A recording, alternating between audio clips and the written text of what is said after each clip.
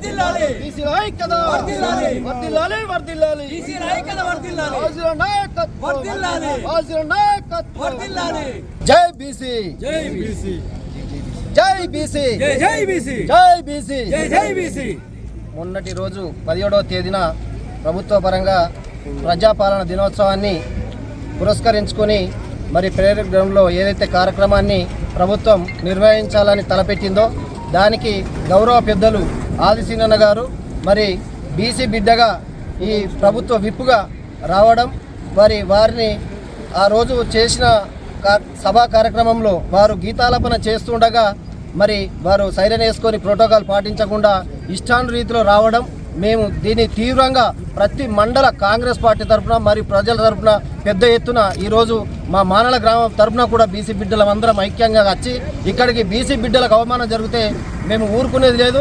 Collector సరైన రీతిలో పాలన సాగించాలా కానీ అధికార రాజకీయ నాయకులపైన కాదు.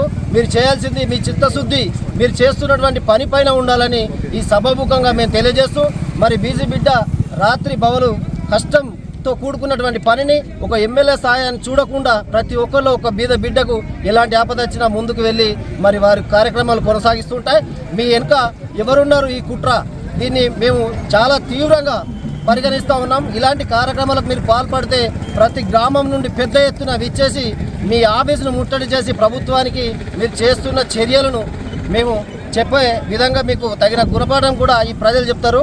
ఎందుకంటే ఖచ్చితంగా బీసీ బిడ్డ అనునిత్యం ప్రజల కోసం పోరాడుతూ మరి ప్రభుత్వంలో కొలువుదీరినటువంటి విప్ గారు ఏ సంక్షేమ కార్యక్రమైనా ఏ అభివృద్ధి కార్యక్రమైనా అందరికీ కుల మతాలకు అతీతంగా పార్టీలకు అతీతంగా సమన్యాయంతో ముందుకు వెళ్తున్నటువంటి నాయకునికి ఇలాంటి అవమానం గిట్ట జరిగితే మేము మరొకసారి ఉపేక్షించాం. దీన్ని తీవ్రంగా ఖండిస్తూ ఉన్నాం. జై బీసీ.